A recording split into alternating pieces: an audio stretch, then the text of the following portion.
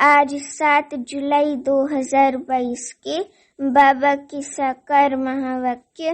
बाबा कहते, मीठे बच्चे, 21 जन्मों के लिए रावण की जंजीरों से लिबरेट होना है तो बाप की श्रीमत पर चलो। बाप आते ही हैं तुम्हें सब दुखों से लिबरेट करने। अभी प्रश्न है, सबसे भारी मंजिल कौन सी है जिसका पुरुषार्थ बहुत काल से चाहिए? उत्तर है, अंत काल में एक बाप ही याद रहे और कोई याद न आए, ये बहुत भारी मंजिल है। अगर कोई याद आया तो इसी दुनिया में जन्म लेना पड़े, इसलिए बहुत काल से शिव बाबा की याद में रहने का अभ्यास करो। सदैव बाबा को याद करो। अभी प्रश्न है, कई बच्चों की अवस्था चलते चलते डांवाडोल क्यों हो जाती है? उत्तर है, क्योंकि पक्का निश्चय नहीं है। जब निश्चय में कमी आती है तब पारी की तरह अवस्था नीचे ऊपर डांवाडोल होती है। कभी बहुत खुशी रहती है, कभी खुशी में झूमते हैं, फिर कभी खुशी कम हो जाती है, कभी खुशी खत्म हो जाती है। अभी गीत है, भोलेनाथ से निराला, गौरीनाथ से निराला कोई और नहीं हो। भोलेनाथ से निराला, गौरीनाथ से निराला कोई और नहीं। काया जब जब करवट बदले, पाप चमकते अगले पिछले। काया जब जब करवट बदले, पाप चमकते अगले पिछले। अब तो बच्चों का रखवाला कोई और नहीं। भोलेनाथ से निराला, गौरीनाथ से निराला कोई और नहीं। ओ भोलेनाथ से निराला, गौरीनाथ से निराला कोई और नहीं। शिव का डमरू डम डम बोले, अगम निगम के भेद खोले। शिव का डमरू डम डम बोले, अगम निगम के भेद खोले। वो तो बिगड़ी बनाने वाला कोई और नहीं। भोलेनाथ से निराला, गौरीनाथ से निराला कोई और नहीं। ओ भोलेनाथ से निराला, गौरीनाथ से निराला कोई और नहीं। अभी बाबा कहते, ओम शांति। बच्चे समझते हैं कि हम भोलानाथ शिव बाबा के सम्मुख बैठे हैं। सम्मुख बैठ बाबा के महावाक्य हम सुनते हैं तो सम्मुख बैठे हैं। और ब्रह्मा मुख द्वारा ये सहज राजयोग भी सीख रहे हैं। सब वेदों, ग्रंथों, शास्त्रों, उपनिषदों का सार बाप, एक शिव बाबा बाप बैठ समझाते हैं।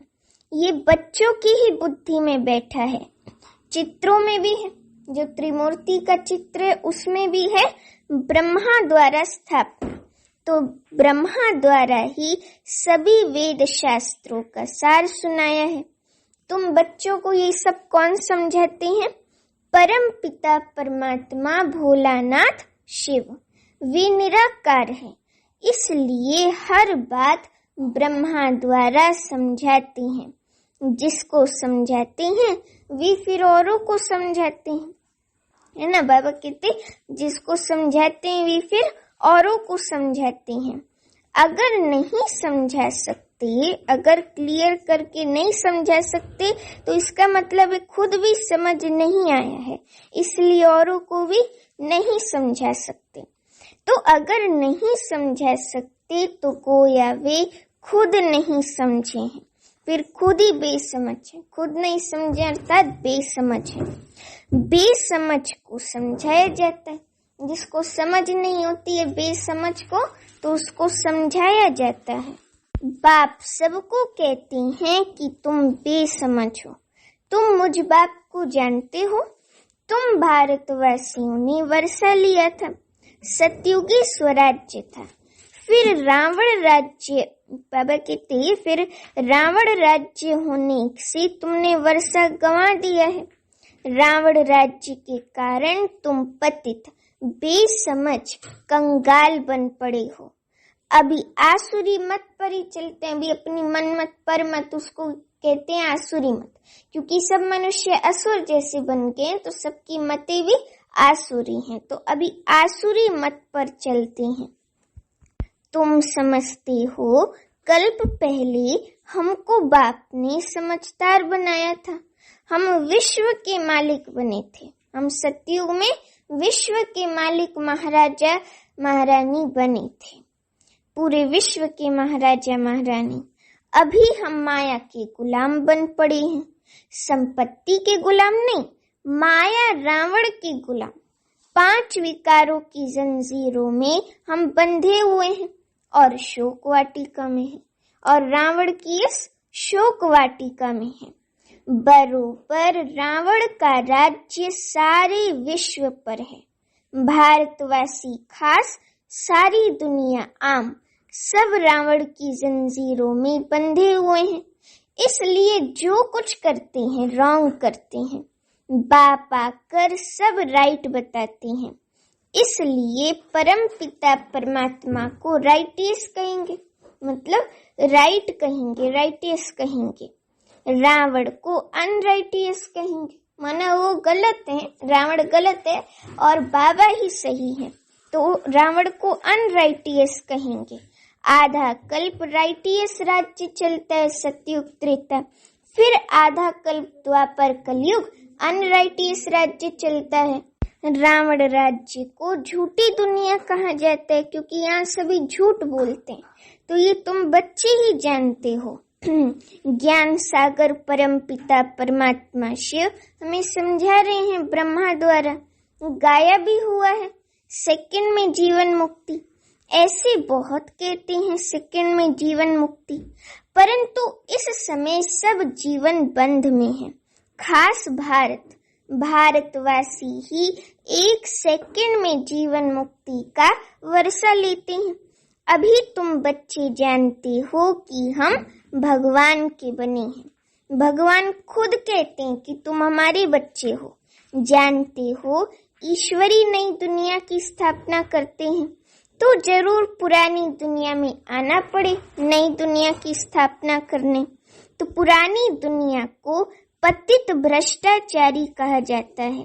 सभी भगवान को बुलाते हैं कि हमारे जीवन को मुक्त करो, दुख से लिबरेट करो।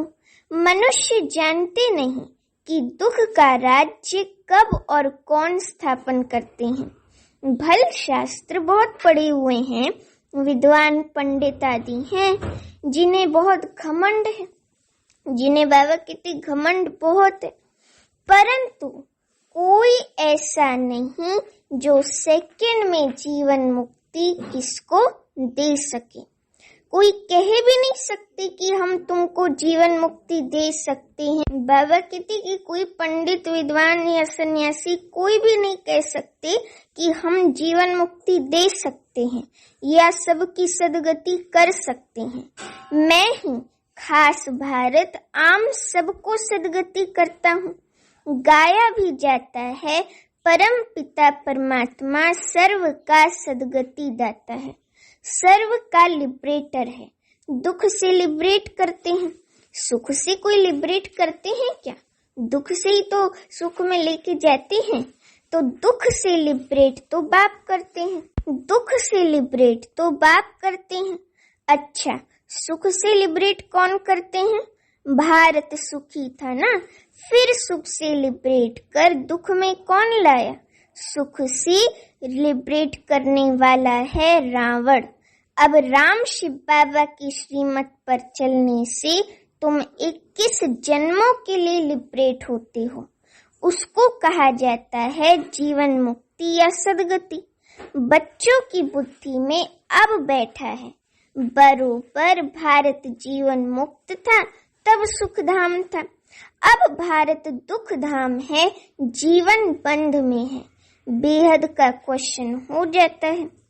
तो बाप बेहद की ही ये सब बातें सुनाएंगे जो हद में मनुष्य तो जानते ही नहीं। जो हद में मनुष्य जानते नहीं, उस हद से परे बेहद की तो बाबा बातें सुनाएंगे। न स्वर्ग को न नरक को जानते हैं। वे तो ये सब कल्पना समझ लेते हैं। जीवन मुक्त तो कोई बन नहीं सकेंगे। ये तो अविनाशी बना बनाया ड्रामा है। इसमें कोई चेंज नहीं हो सकती। इसमें जो है कोई भी अंश मात्र भी चेंज नहीं हो सकती। जो अभी किया है वही कल्प कल्प रिपीट होगा। 1 सेकंड की भी रिकॉर्डिंग कल्प कल्प रिपीट होगी। तो ये चेंज नहीं हो सकता ड्रामा। मुख्य है शिव बाबा, उसको क्रिएटर डायरेक्टर भी कहते हैं। ब्रह्मा विष्णु शंकर का भी पार्ट है, क्योंकि ब्रह्मा द्वारा स्थापना और विष्णु द्वारा पालना। माना विष्णु माना लक्ष्मी नारायण का संयुक्त रूप। तो लक्ष्मी नारायण द्वारा स्वर्ग की स्थापना होती है ना, क्योंकि राजा को पालनहार कहते हैं। तो लक्ष्मी नारायण राजा हैं तो राजा को पालनहार कहा जाता है। तो विष्णु द्वारा पालना और शंकर द्वारा विनाश का भी पार्ट है। जगदम्बा जगत पिता का भी पार्ट है। देवी देवताओं का भी पार्ट है। फिर इस्लामी बौद्ध आदि आदि अपना अपना पार्ट बजाते हैं। वही पार्ट फिर सबको बजाना है। फिर पार्ट में एक धर्म हो जाएगा। फिर अंत में एक आदि सनातन देवी देवता धर्म हो जाएगा जब सतयुग की स्थापना हो जाएगी। फिर दूसरे धर्म वाले अपने समय पर द्वापर युग से अपना पार्ट रिपीट करेंगे। अभी तुम जानते हो कि इस समय ब्राह्मण कुल की रिपीटिशन है। प्रजापिता ब्रह्मा से ब्राह्मण कुल, ब्रह्मा मुख वंशावली, तो ब्राह्मण कुल की स्थापना होती है। उनको ब्राह्मण संप्रदाय कहा जाता है। क्राइस्ट से क्रिश्चियन संप्रदाय की रचना हुई। तो परम पिता परमात्मा शिव ने ब्रह्मा और ब्रह्मा द्वारा ब्राह्मण संप्रदाय रची। ब्रह्मा मुख वंशावली, हम ब्राह्मणों की संप्रदाय रची। तो फिर वे इतनी सब मुख वंशावली होंगे, कुख वंशावली तो हो न सके। कहती है ना, तो मात पिता हम बालक तेरे, तुम्हारी कृपा से सुख घनेरे। तो ये सब एडॉप्टेड चिल्ड्रन हैं। ये है ही एडॉप्शन। पहले ब्रह्मा को एडॉप्ट किया है, फिर ब्रह्मा द्वारा तुम ब्राह्मण ब्राह्मणियां, माना हम ब्रह्मा कुमार कुमारियां एडॉप्ट होते हैं। तो तुम जानते हो हम शिव बाबा के पोत्रे और ब्रह्मा के बच्चे हैं। पहले जो है बाबा कहते एक ब्राह्मणों का कुल है, बड़ा भारी कुल है। अभी ही एडॉप्ट करते हैं, फिर कभी ये एडॉप्शन होती नहीं। संगम युग के अलावा फिर ये एडॉप्शन कभी होती ही नहीं। सन्यासियों की होती है, वे अपने जिज्ञासुओं को एडॉप्ट करते हैं। कहेंगे कि तुम हमारे फॉलोवर्स कहला न सको, घर बार छोड़ कफनी पहने तब फॉलोवर्स कहा जाए। बाबा कहते कि उन लोगों के अनुसार अगर घर बार छोड़ कफनी पहने तब फॉलोवर्स कहा जाए। यहाँ तुम हो ब्राह्मण, तुमको यही सच्चा सहज राजयोग का रास्ता सबको बताना है, कुछ न कुछ समझाना है। 1 सेकंड में बाप से वर्षा मिलता है स्वर्ग की बादशाही का। परम पिता परमात्मा से जरूर मुक्ति, जीवन मुक्ति का ही वर्षा मिलेगा। शिव बाबा को ही याद करना है। परम पिता परमात्मा से जरूर मुक्ति, जीवन मुक्ति का ही वर्षा मिलेगा। शिव बाबा को ही याद करना है। सब आत्माओं का बाप है शिव। उनको याद करने से तुम स्वर्ग का मालिक बनेंगे। लौकिक बाप को याद करने से स्वर्ग का मालिक नहीं बनेंगे। भल घर में रहो परंतु शिव बाबा को याद करो। हम आत्मा हैं शिव बाबा की संतान, इसी निश्चय में रहना है। पूरा निश्चय ना होने से ही अवस्था डावाडोल होती है। जैसे पारा होता है ना, पहले हाई होता है फिर नीचे होता है। तो अभी अभी खुशी का पारा चढ़ता है, अभी अभी भूल जाएंगे। अभी बाप कहती हैं तुमको घर परम धाम वापिस जाना है, फिर आकर नई खाल लेंगे, माने सतयुग में नया शरीर लेंगे। तुम जानते हो हम पुनर्जन्म लेते आए हैं, सर्प के लिए पुनर्जन्म की बात नहीं होती। वे एक पुरानी खाल छोड़ दूसरी नई ले लेते हैं। वैसे तुमको भी बदलना है। मनुष्य जब बूढ़े होते हैं तो कहते हैं अब जाना है, झट साक्षात्कार होता है। अभी हम बालक बनने वाले हैं। उनको पता है कि अभी हम शरीर छोड़ बालक बनेंगे, फिर सतो प्रधान शरीर मिलेगा। पुराने शरीर को जड़ी भूत कहा जाता है। दुनिया भी पहले नई होती है, फिर कला कम होती जाती है, इसलिए 4 भाग रखा गया है। कहते हैं कि कल्प की आयु तो बहुत बड़ी है। कल्प में 84 लाख योनियां लेनी पड़ती हैं। तुमने तो कल्प को छोटा कर दिया है, फिर दुख देखो कितना है। लाखों वर्ष आयु लगाने से समझते हैं कि 84 लाख जन्म होंगे। ये बाप बैठ समझाते हैं, ये कभी भूलना नहीं चाहिए। स्टूडेंट टीचर को कभी भूलते नहीं हैं। तुम भी जानते हो कि हम पढ़ने आते हैं ईश्वरीय क्लास में, है ना। यूनिवर्सिटी में सेंटर भी एक स्कूल है, यूनिवर्सिटी है, तो उसमें पढ़ने हम आते हैं ईश्वरीय क्लास में। मुरली सब सेंटर्स वाले सुनते हैं। पढ़ाने वाला तो एक ज्ञान का सागर शिव बाबा ही ठहरा। उनको ही ज्ञान सागर, पतित पावन, सर्व का सदगति दाता कहा जाता है। सर्व अर्थात भारत और सभी खंड आ जाते हैं। तुम हो ईश्वरीय संतान। तुम ईश्वर द्वारा जितना पढ़ेंगे उतना उच्च पद पाएंगे। पढ़ाई भी बड़ी सहज है, सिर्फ 2 अक्षर याद रखने हैं। तुम और कोई को भी कह सकते हो परम पिता परमात्मा बेहद के बाप शिव बाबा को याद करो तो तुमको स्वर्ग में बेहद का सुख मिलेगा। बस एक बाप को याद करो। अंत काल में अगर कोई दूसरा याद आया तो अंत काल जो स्त्री सिमरे ऐसे जन्म में जाएंगे। बाप कहते हैं मंजिल बहुत भारी है, सावधानी से सीढ़ी पर संभाल कर चलना है। वैसे भी सीढ़ी चढ़ते हैं तो ऊपर देख के थोड़ी ना ऊपर या नीचे उतरते हैं, तो सीढ़ी ये वाली भी संभल कर चलना है। 1-2 को सावधान करते रहना है। शिव बाबा को याद करते रहो। बाप बैठ बच्चों को समझाते हैं कि बच्चे, इन गुरुओं का भी मुझे उद्धार करना है। तुम माताओं द्वारा, तुम माता गुरु बिगर कोई का भी उद्धार नहीं होना है। हाँ, माता को ही निमित्त रखा जाता है। ऐसे भी कहते हैं माता पहली गुरु होती है, तो जगत अम्बा मुख्य है ना, उनका देखो कितना प्रभाव है। कितने जगत अम्बा की बड़े बड़े मेले लगते हैं और कितने मंदिर हैं, तो उनका देखो कितना प्रभाव है। ब्रह्मा का इतना नहीं है, सिर्फ पुष्कर में मंदिर है, वहां पर बहुत करके पुरुष ही जाते हैं, लेकिन अम्बा का बहुत मान है। जहां तहां देवियों के मंदिर पर बहुत मेले लगते हैं। गुरुओं की मत पर चलते चलते बहुत धक्के खाए। लौकिक गुरुओं की मत पर चलते चलते बहुत धक्के ठोकरे खाए हैं। फायदा क्या हुआ? कुछ भी नहीं। उतरती कला होने से भारत को पतित तो बनना ही है, वापस कोई जा नहीं सकते। तो तुम समझ गए हो कि जो भी मनुष्य मात्र हैं सब पतित हैं, जड़ी भूत अवस्था में हैं, उसमें सब आ जाते हैं। इस दुनिया में मनुष्यों को कितना दुख है, कदम कदम पर दुख बढ़ता ही जाता है। तुम बच्चे समझते हो बाहर तो बिल्कुल बेसमझ है, बाहर की दुनिया में तो आत्माएं बिल्कुल बेसमझ हैं, बाप को ही नहीं जानते। कहते भी हैं तुम मात पिता हम बालक तेरे, तुम्हारी कृपा से सुख घनेरे।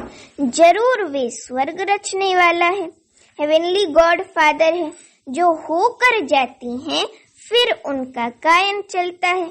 अब तुम जानते हो कि फिर से स्वर्ग की स्थापना हो रही है। जब स्वर्ग था तो दूसरे कोई नहीं थे, अब दूसरे सब हैं। तो ये धर्म नहीं है, फाउंडेशन है नहीं। अब वे जो आदि सनातन देवी देवता धर्म था उसकी फिर से स्थापना हो रही है। आधा कल्प तक फिर और कोई धर्म निकलते नहीं, एक ही आदि सनातन देवी देवता धर्म रहेगा सतयुग में। आधा कल्प सूर्यवंशी चंद्रवंशी स्वराज्य, ये है तुम्हारा ईश्वरीय जन्म सिद्ध अधिकार, heavenly God fatherly birth right है। हम अपने स्वर्ग की स्थापना कर रहे हैं, राज्य करने के लायक बन रहे हैं। वही शिव बाबा हमको पढ़ाते हैं, लायक बनाते हैं, रोज रोज समझाती हैं, पक्का करने लिए समझाती हैं कि माया तुम्हें याद करने नहीं देगी।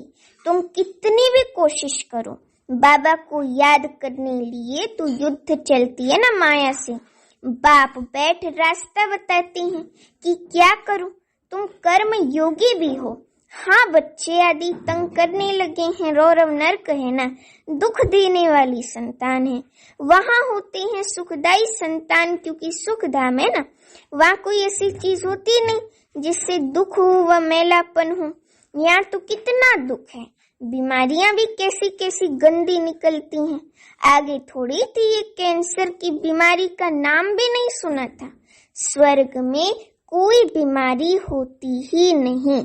जब आसुरी राज्य शुरू होता है तब ये गंदी बीमारियां शुरू होती हैं। ये भी ड्रामा बना हुआ है। स्वर्ग में कितनी सुंदर गायें होती हैं। कहते हैं कि कृष्ण के पास ऐसी अच्छी अच्छी गायें थी तो उनको भी ग्वाला बनाते। अब दिखाते हैं कि कृष्ण जो है वो ग्वाला है, तो उनको भी ग्वाला बना दिया है। कृष्ण कोई ग्वाला थोड़ी है, वो तो सतयुग का प्रिंस है। तो तुम कहेंगे कि शिव बाबा ने ये चेतन ह्यूमन गायें चराई हैं, चेतन ह्यूमन गायें चराई हैं। ज्ञान घास खिलाते हैं जिसको में उगारना है, जिसका मनन चिंतन करना है। ज्ञान का कलश माताओं पर रखा है। बाबा कहते हैं अब मैं जो सुनाता हूँ वे सुनो। पहली बात, मन मना भव अर्थात मामेकम याद करो, एक शिव बाबा को याद करो। तो बाबा कहते मुझे याद करो तो विकर्म भस्म होंगे। ये है बहुत सहज उपाय। अच्छा, अभी बाबा कहते मीठी मीठी सीखी लदे बच्चों प्रति माता पिता बाप दादा का याद प्यार और गुड मॉर्निंग। रूहानी बाप की रूहानी बच्चों को नमस्ते। अभी हम रूहानी बच्चों की रूहानी माता पिता बाप दादा को याद प्यार गुड मॉर्निंग और नमस्ते। अभी धारणा के लिए मुख्य सार। पहली पॉइंट, बाप की श्रीमत पर सबको रावण की जंजीरों से मुक्त कर जीवन मुक्ति का वर्षा दिलाने की सर्विस करनी है, सेवा करनी है। दूसरी पॉइंट, एक बाप शिव बाबा से ही सुनना है, बाकी जो सुना है उसे भूल जाना है। मंजिल भारी है इसलिए एक दो को सावधान करते बाप की याद दिलाते उन्नति को पाना है। अभी वरदान है, सत्यता की हिम्मत से विश्वास का पात्र बनने वाले बाप व परिवार के स्नेही भव। सत्यता की हिम्मत से विश्वास का पात्र बनने वाले बाप व परिवार के स्नेही भव। अभी वरदान का स्पष्टीकरण है, विश्वास की नाव सत्यता है। दिल और दिमाग की ऑनेस्टी है तो उसके ऊपर बाप का परिवार का स्वतः ही दिल से प्यार और विश्वास होता है। विश्वास के कारण फुल अधिकार उसको दे देती है। वे स्वतः ही सबके स्नेही बन जाते हैं। इसलिए सत्यता की हिम्मत से विश्वास पात्र बनो। सत्य को सिद्ध नहीं करो लेकिन सिद्धि स्वरूप बन जाओ तो तीव्र गति से आगे बढ़ते रहेंगे। अभी स्लोगन है, सबसे अधिक धनवान वे हैं जिसके पास शांति व पवित्रता का खजाना है। सबसे अधिक धनवान वे हैं जिसके पास शांति व पवित्रता का खजाना है। तो ऐसे धनवान हमें भी बनना है और आज की मुरली को हमें अमल में लाना है। अच्छा, ओम शांति।